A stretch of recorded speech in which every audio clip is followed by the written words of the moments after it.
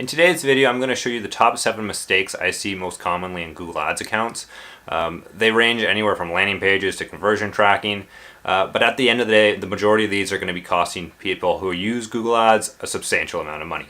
So stay tuned. Number 1, not using conversion tracking. I think this is probably the biggest threat to a successful campaign as there is. If you don't know what is successful and what isn't successful, and if you can't judge what keyword is going to be a winner and which keyword is going to be a loser, there's no way to judge the actual success of your campaign, and you're just setting yourself up for failure. Google Ads internal tracking isn't terrible. Is it the best? No. That's why I recommend third-party tracking, like especially if you're doing phone call leads. I'd suggest using a third-party platform like CallRail. That way you know every single call is being tracked and it's all being inputted into the account. But if you have nothing in terms of third-party tracking, definitely use Google's internal tracking.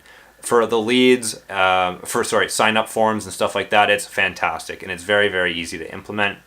It's either you can implement it through Google Tag Manager, you can use the actual little bits of snippet code that they get you, and you can just install that in the header of the actual page you're sending traffic to. It's not very difficult. There's a whole bunch of useful resources out there online. One of them is actually linked to my YouTube page. They're called Measure School. They're absolutely fantastic. Those guys know what they're doing. And they'll walk you through the entire process of conversion tracking for, WordPress, for landing pages, for anything like that. They're super useful. I highly suggest using them, especially when you're just starting up the actual campaign itself, to make sure all the conversion tracking is set in place properly. And you're going to be able to optimize the account for a long time to come and not have to guess about it, which is fantastic. Number 2, not using landing pages. This is very, very dear to me. I love landing pages. If you look on general statistics online, you can see that a normal website can convert anywhere from 1 to 5%. A landing page can easily convert from anywhere to 10 to, I've even seen 50%, just astronomical numbers. And they can literally change a failing campaign to a successful campaign literally overnight, just by how effective they are at converting people into prospective clients and leads. They're very, very useful. Yeah, they do take a little bit more extra work to implement. You can do it through a third-party software a third-party platform like Unbounce, Instapages, or you can just build your own for free on a site like WordPress. So definitely something very, very important to implement into a ad campaign. I suggest that for any ad campaign in the lead generation services, and even e-commerce as well. They can use them as well. Number 3, this is more so for businesses that are monitoring the individuals managing their campaign. So Google Ads has an ability to track each change you make inside the account, and what I've seen a lot of businesses do in the past is they base performance on the amount of changes made in the account, which is the incorrect thing to do. You can make a lot of changes and screw up the account very easily. The important thing to do is continually optimize for better results. And that may only be a couple changes every week, especially if you fine-tune the account over a long period of time. And a lot of companies see the lack of changes being indicative of not working and not getting their monies out of the people managing it. So they expect a lot of changes, even though that could thoroughly ruin a campaign, because you don't know what is going to be successful and what's not going to be successful, especially at the beginning. So too many changes is very, very bad. You have to manage things in a small amount of variables as possible, because otherwise you're just guessing, and that's going to end in a very, very miserable campaign and poor performance for you. So don't change things for the sake of changing them. Number 4, not theming correctly. This comes out to ad structure, really. So when you create a campaign, it has to have a specific theme or area in mind.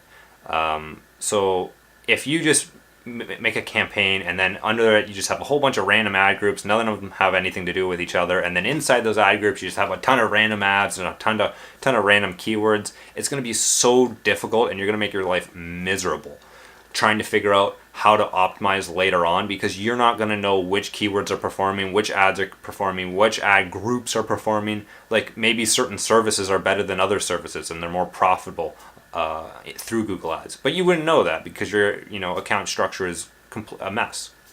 So it's very important that if you create a campaign, it has a certain theme. So think about it like if you're doing HVAC. Under it, you have one campaign that says, maybe furnace services, New York City. And then under that, you have furnace services. You have in each individual ad group, you have furnace repair, furnace installation, furnace techs, something like that in your ad groups. And then under that, you have your keywords and individual ads that target each of those specific services. You want to keep it tight. You want to make sure that you know where every single dollar is being spent and which ads are performing the best. That way you can figure out which ones are your winners and which ones are your losers. Very, very important. Number 5, not knowing your numbers. So you'd be surprised how many companies I've seen not actually know how many leads it takes to convert someone into a client. So I've talked to people and they'll be like, and I ask them, how many people does it take for you to actually convert one into a client? And they say, well, I convert 5 out of 10. And it's like, from advertising, really? You really convert 5 out of 10? And like, yeah, right around there. And likelihood they're converting around 10 to 20%. So when they say numbers like that, or 7 or 8 out of 10, it's very, very unlikely. And when you input all this information to the account and you're taking into factors numbers that actually aren't real, your account's going to fail because you're going to spend way more money on getting an ad than it's actually worth. So you need to know your numbers. Like how much can you pay per click? How many clicks do you need in order to generate one lead? How many leads do you need in order to get one client? If all of those numbers are out of whack, you're just going to start wasting money, or you're guessing in the dark, and that's going to turn into just an absolute crapshoot. You need to know your numbers. It's very, very important that you do. And it doesn't take very much time to figure them out at the beginning. But they are very, very important to know. Number 6, this is very important for service-based businesses and skilled trade businesses. Not so much for e-commerce because they can utilize Google's AI a lot better than service-based businesses can, and they can use broad match keywords. So number 6 is using the proper match type. If you just have broad match for everything, you're going to have a hell of a time trying to get rid of all of the negative keywords, and it's just going to bid on literally anything that pops up. So it's very important to use phrase and exact match most of the time. This allows you to go in, find out which keywords are working, which keywords aren't, pick the winners, get rid of the losers, right? It allows you to optimize the account over a long period of time without stressing yourself out, which is, again, super important for the overall account health and making sure, even if someone else goes into the account, they know what they're doing. Like, you don't want to just see a mess of just random keywords and you just have to sift through thousands upon thousands of keywords later on in the account because someone just decided to use broad match instead of using phrase or exact match. So phrase and exact match are super, super important, especially in service-based businesses. You should use them in that area. Of course, there's always exemptions, like I said, in e-commerce. The final mistake I see is not using negative keywords or just not adding enough of them. I've seen accounts with like a dozen or 2 dozen negative keywords in them, and they've been active for over a year, and you're like, oh my god, what have you been doing?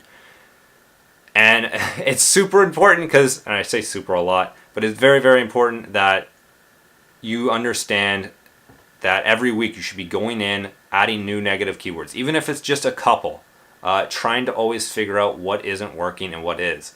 And you do that by going into your search terms, figuring out which ones are relevant to your business and which ones aren't. And that takes experience, it does, but a lot of them can be common sense. Like if it's free HVAC or free, pool installation, you don't want to bid on that.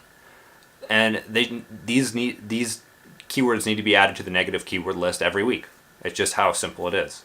And yeah, so that the last one is negative keywords. You should be doing that. If you're not, there's something wrong. Unless you've got an automated bidding strategy, which you're doing e-commerce, but that's a separate story. But for service-based businesses, you should be doing that. All right, if you like this video, hit the like button, subscribe. We put out videos every single week. Other than that, you guys have a great day and take care.